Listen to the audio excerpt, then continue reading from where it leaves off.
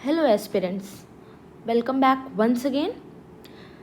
जैसा कि आपको याद होगा कि पिछले वीडियो में हमने डिस्कशन किया था मेंस्ट्रुअल साइकिल के बारे में। ठीक है, अगर आपने मेरा पिछला वाला वीडियो देखा है तो आपको याद होगा कि हमने इसमें बात करी थी definition of the menstrual cycle के बारे में। ठीक है, डेफिनेशन के साथ साथ हमने देखा था कि इसका रेगुलेशन कैसे होता है। ठीक है, इसका हमने रेगुलेशन देखा था कि इसका जो स्टार्टिंग है वो होता है थ्रू हाइपोथैलेमस। ठीक है, इम्पोर्टेंट हार्मोन देखा था जीएनआरएच से कैसे इसका रेगुलेशन हो रहा है, कैसे ये पिट्यूटरी ग्लैंड तक पहुंचता है, फिर वहाँ से एफएसएच एलएच का सिक्रीशन करवाता है, फिर उसके बाद वो एफएसएच ओवरी पे एक्ट करेगा, फिर वहाँ से ओवम का सिक्रीशन होगा। ठीक है, फिर आगे आने वाले टाइम पीरियड में जो ओवम का लाइफ स्पैन है उसमें स्पर्म मिलेगा तो फर्टिलाइजेशन होगा, अगर नहीं मिलेगा तो वो डिजनरेट हो जाएगा। ठीक है, कुछ नॉर्मल वैल्यूज़ देखी थी, इन सब चीज़ों का हमने डिस्कशन देखा था। अगर आपने मेरा पिछला वीडियो नहीं देखा है तो please go back and watch the previous video lecture 1। ठीक है, आज हमारा ये मेंस्ट्रुअल साइकिल का सेकेंड लेक्चर है। ठीक है, इसमें हम बात करेंगे phases of the menstrual cycle के बारे में। ठीक है, phases of the menstrual cycle की अगर हम बात करें, ठीक है, phases of the menstrual cycle, ठीक है, तो इसकी जो फेजेस होती है ना वो दो पार्ट्स में हमने डिवाइड किया है। बेसिकली हमारी जो मेंस्ट्रुअल साइकिल होती है, ठीक है, वो दो पार्ट्स में हमने इसको डिवाइड कर दिया है। किसको? मेंस्ट्रुअल साइकिल को। ठीक है, एक साइकिल जो यूट्रस में चलेगी तो उसको हम क्या बोलेंगे? Uterine cycle. और एक साइकिल जो ओवरी में चलेगी उसको हम बोलेंगे ओवेरियन साइकिल।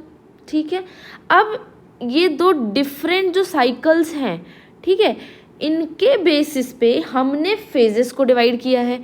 ठीक है, जो फेज यूट्राइन साइकिल में चलेगी उसको हम बोलेंगे, सबसे फर्स्ट वन को बोलेंगे मेंस्ट्रुअल फेज। ठीक है, सबसे फर्स्ट फेज जो यूट्राइन साइकिल में चलेगी उसको हम क्या बोलेंगे? मेंस्ट्रुअल फेज बोलेंगे। सेकेंड फेज जो इसमें होगी उसको हम बोलेंगे प्रोलिफरेटिव फेज, उसको हम बोलेंगे प्रोलिफरेटिव फेज। और जो थर्ड फेज इसमें चलती है तो उसको हम बोलते हैं सिक्रीटरी फेज। ठीक है, 3 फेज होती हैं। अब कितने दिन तक चलेंगी, क्वेश्चन ये उठता है कि ये जो फेजेस हैं ये कितने डेज तक चलेंगी। तो मेंस्ट्रुअल फेज जो होती है वो 1 to 4 डेज तक चलती है। जो प्रोलिफरेटिव फेज होती है वो 5 to 14 डेज तक चलती है। और जो सिक्रीटरी फेज होती है वो 15 से 28 डेज तक चलती है। ठीक है, ये हो गई फेजेस और इनके नंबर ऑफ डेज। ठीक है, नेक्स्ट जो साइकिल हमारी ओवरी में चलती है, ओवरी में साइकिल जो चलती है उसमें भी कुछ फेजेस होंगी। ठीक है, बिल्कुल होंगी। सबसे पहली फेज है फॉलिकुलर फेज, सेकेंड फेज है ओव्यूलेटरी फेज।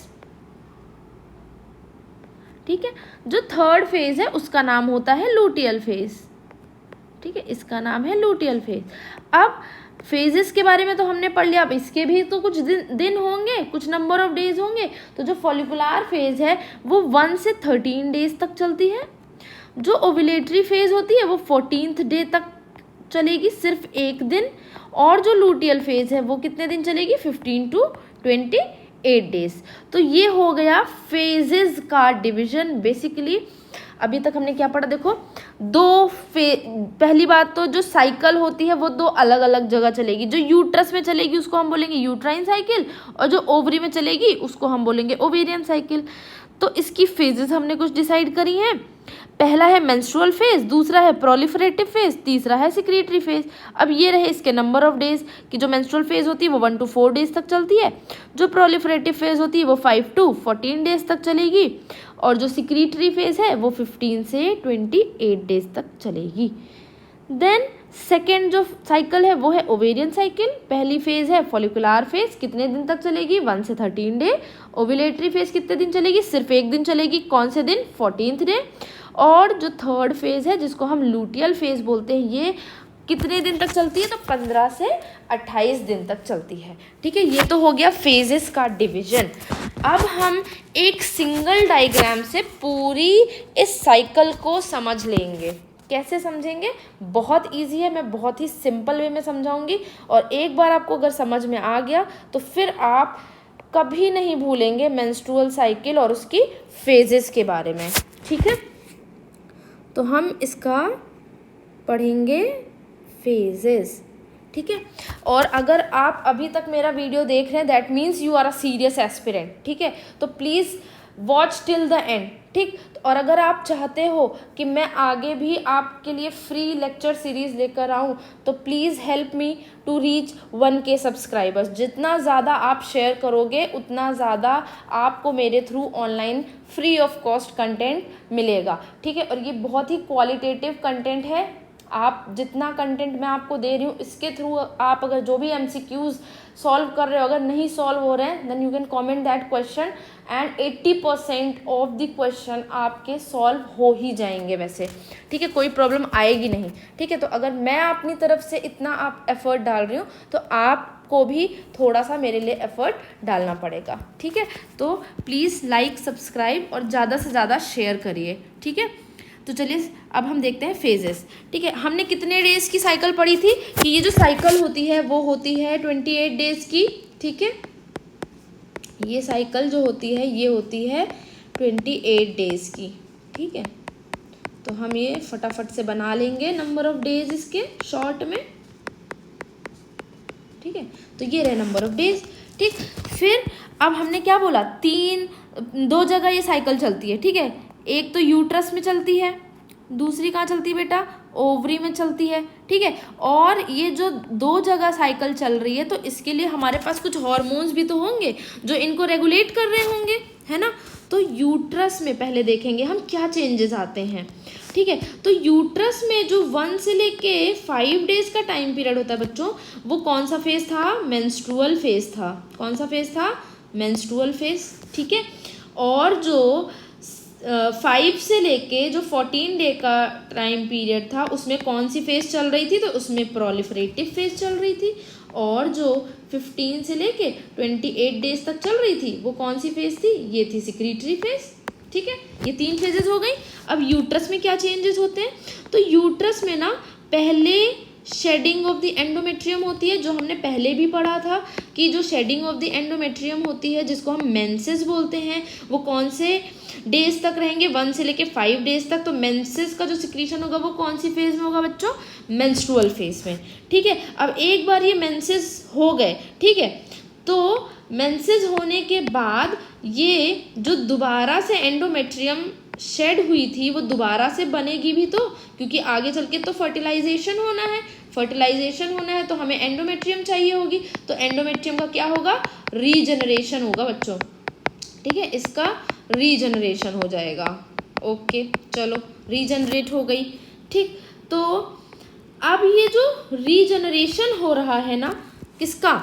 एंडोमेट्रियम का। ये क्या है? ये क्या है? ये एंडोमेट्रियम है। ठीक है, तो एंडोमेट्रियम का रीजनरेशन जो हो रहा है ये एंडोमेट्रियम है। ठीक है, ये क्या है? एंडोमेट्रियम। मैं शॉर्ट में लिखूंगी। तो ये जो एंडोमेट्रियम का रीजनरेशन हो रहा है इसके लिए एक हार्मोन हेल्प करेगा इसको। कौन सा हार्मोन? इसको हम बोलेंगे एस्ट्रोजन। क्या बोलेंगे? एस्ट्रोजन। तो ये जो प्रोलिफरेटिव फेज में जो एंडोमेट्रियम की थिकनेस बढ़ रही है, ये जो एंडोमेट्रियम की थिकनेस बढ़ रही है इसको कौन सा हार्मोन रेगुलेट करेगा? Answer oestrogen. हम क्वेश्चन लिखते जाते हैं साथ साथ, ठीक है, ताकि आपको याद रहे कि एंडोमेट्रियम की जो थिकनेस होती है उसको इंक्रीज कौन करता है? तो आंसर क्या होगा हमारा? एस्ट्रोजन। ठीक है, ये पहला क्वेश्चन हो गया।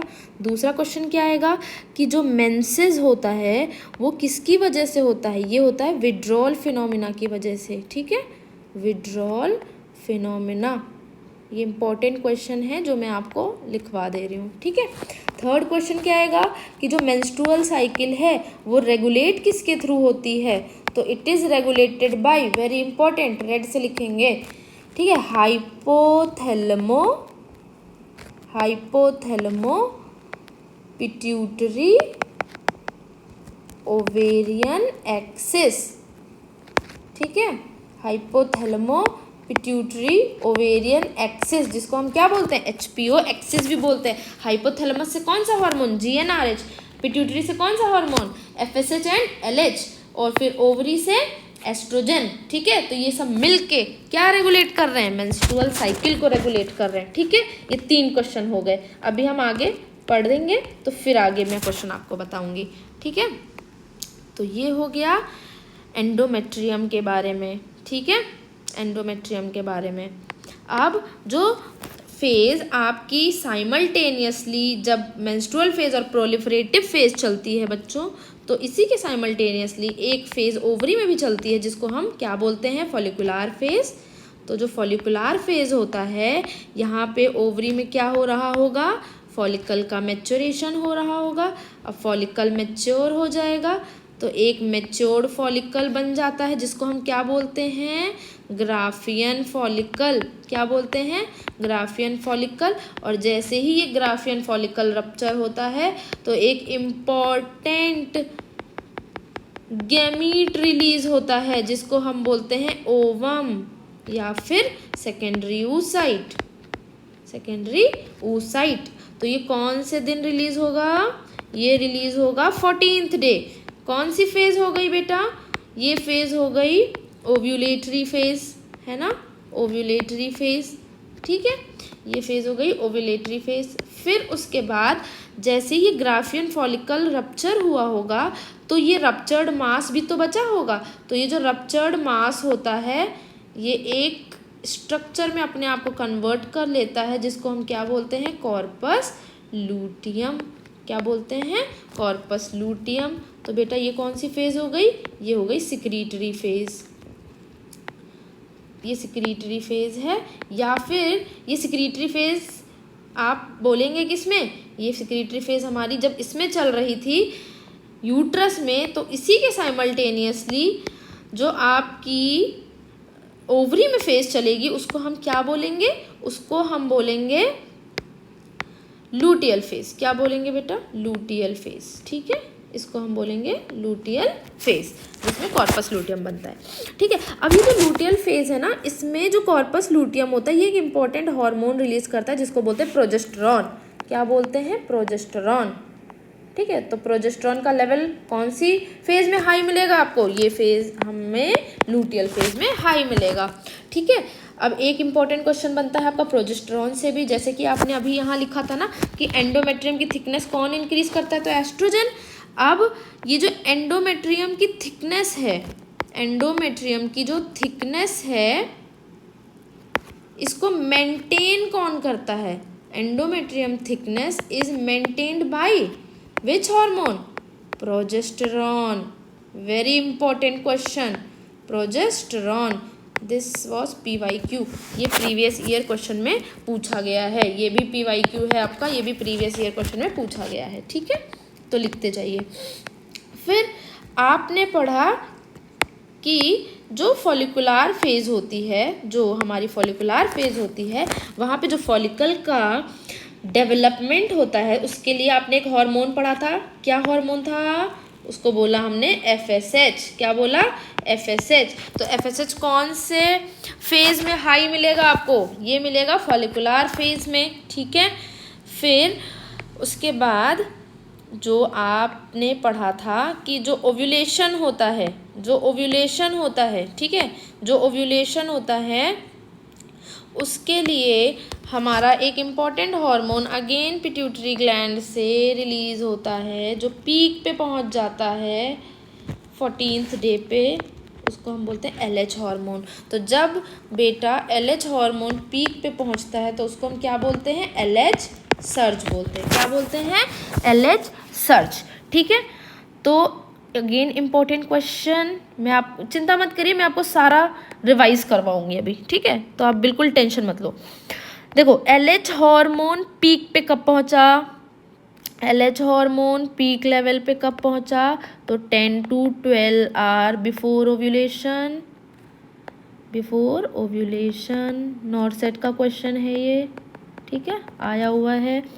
फिर जो एस्ट्रोजन होता है इसका भी एक पीक लेवल आता है, कब आता है? 24 to 36 hour before ovulation. Important question, ठीक है, ये भी आया हुआ एग्जाम में, ठीक है। तो एस्ट्रोजन का लेवल बेटा पीक लेवल पे कब आएगा? 24 to 36 आवर बिफोर ओव्यूलेशन, ठीक है। ये आपके हो गए इम्पोर्टेंट क्वेश्चंस, ठीक है। अब दोबारा से एक बार आपने आई थिंक ड्रॉ कर लिया होगा, अगर साथ साथ नहीं हुआ तो स्क्रीनशॉट ले लेना, बाद में ड्रॉ कर लेना। एक बार रिवाइज करते हैं जितना अभी हमने पढ़ा, ये पूरा साइकिल हम एक बार इसको फिर से रिवाइज करते हैं, क्योंकि कुछ लोगों को नहीं समझ में आया होगा। सबसे पहले हमने क्या पढ़ा कि जो साइकिल होती है वो दो जगह चलेगी, एक तो यूट्रस में चलेगी, हाईलाइट करने के लिए हम दूसरे कलर का पेन ले लेते हैं, रेड कलर का, ठीक है। एक साइकिल जो चलेगी वो यूट्रस में चलेगी, दूसरी कहाँ चलेगी? ओवरी में चलेगी। तो ओवरी में जो पहला फेज हमने पढ़ा था मेंस्ट्रुअल फेज, तो मेंस्ट्रुअल फेज में क्या होगा? मेंसेस देखने को मिलेगा, ठीक है। किसकी वजह से मिलेगा? Withdrawal phenomena. किसकी वजह से? Withdrawal phenomena. जैसे ही मेंसेस हो जाएंगे तो शेड हो जाएगी पूरी एंडोमेट्रियम, और फिर से जो एंडोमेट्रियम है उसका रीडेवलपमेंट स्टार्ट हो जाता है। कौन सी फेज में? प्रोलिफरेटिव फेज में, ठीक है। और सिक्रीटरी फेज में भी इसका थिकनेस को मेंटेन किया जाता है, ठीक है। तो प्रोलिफरेटिव फेज में जो इसकी थिकनेस को इंक्रीज कौन करेगा? Answer oestrogen. अब थिकनेस जो इंक्रीज हो गई, अब सिक्रीटरी फेज में इसको मेंटेन कौन करेगा? आंसर प्रोजेस्टेरॉन, ठीक। फिर हमने पढ़ा कि कुछ फेजेस तो हमारी ओवरी में भी चलती हैं। ओवरी में कौन कौन सी फेज? फॉलिकुलर फेज, जिसमें फॉलिकल्स का डेवलपमेंट होगा। तो फॉलिकल्स के डेवलपमेंट के लिए कौन सा हार्मोन रिस्पॉन्सिबल? Answer FSH। कहाँ से आया? एंटीरियर पिट्यूटरी ग्लैंड से आया, ठीक है। फिर उसके बाद जैसे ही ग्राफियन फॉलिकल मैच्योर हो गया, इसको रप्चर किसने कराया? LH। किसने रप्चर कराया? LH हार्मोन ने। कहाँ से आया बेटा? एंटीरियर पिट्यूटरी ग्लैंड से आया। ये सर्ज, LH सर्ज कब हुआ? 10 to 12 आवर बिफोर ओव्यूलेशन हुआ, पीक पे। सर्ज मतलब पीक लेवल पे कब पहुंचा? 10 to 12 आवर बिफोर ओव्यूलेशन। फिर ruptured mass of Graafian follicle को आपने क्या बोला? हमने बोला इसको कॉर्पस लूटियम। कौन सा हार्मोन निकालता है कॉर्पस लूटियम? तो आंसर प्रोजेस्टेरॉन, ठीक है। अब यही प्रोजेस्टेरॉन नीचे सिक्रीटरी फेज में क्या करेगा? एंडोमेट्रियम की थिकनेस को मेंटेन करेगा, ठीक है। तो ये सारा आपसे एग्जाम पॉइंट ऑफ व्यू में क्वेश्चन के फॉर्म में जो पूछा जाएगा वो हमने नोट डाउन कर लिया है। आप इसका स्क्रीनशॉट भी ले सकते हैं और आराम से इसको लिख लीजिएगा, ठीक है। तो ये था हमारा फेजेस, ठीक है। मेंस्ट्रुअल साइकिल में कितने फेजेस होते हैं उसके बारे में। अब जब हम नेक्स्ट वीडियो में बात करेंगे कुछ इम्पोर्टेंट साइंस के बारे में। बहुत ही शॉर्ट वीडियो होगी बेसिकली वो। कुछ इम्पोर्टेंट साइंस के बारे में बात करेंगे और कुछ टेम्परेचर वेरिएशन होता है उसके बारे में मैं आपको बताऊंगी, ठीक है। और जो कुछ इम्पोर्टेंट हॉर्मोन्स रिलीज होते हैं जो थोड़ा सा छूटा हुआ है टाइम कम होने की वजह से, वो मैं आपको नेक्स्ट वीडियो में शेयर करूंगी। टिल देन आपको क्या करना है? आपको ज़्यादा से ज़्यादा वीडियो शेयर करना है, और आपका एक शेयर मुझे मोटिवेट करेगा नेक्स्ट वीडियो अपलोड करने के लिए। तो आपका टारगेट क्या है कि आपको मेरा 1K सब्सक्राइबर कंप्लीट कराना है, ठीक है। तो अगर अभी तक आप मेरा वीडियो देख रहे हैं दैट मीन्स आप सीरियस हो पढ़ाई को लेके, ठीक है। तो ये सीरीज़ कंटिन्यू रहेगी। Till then good bye.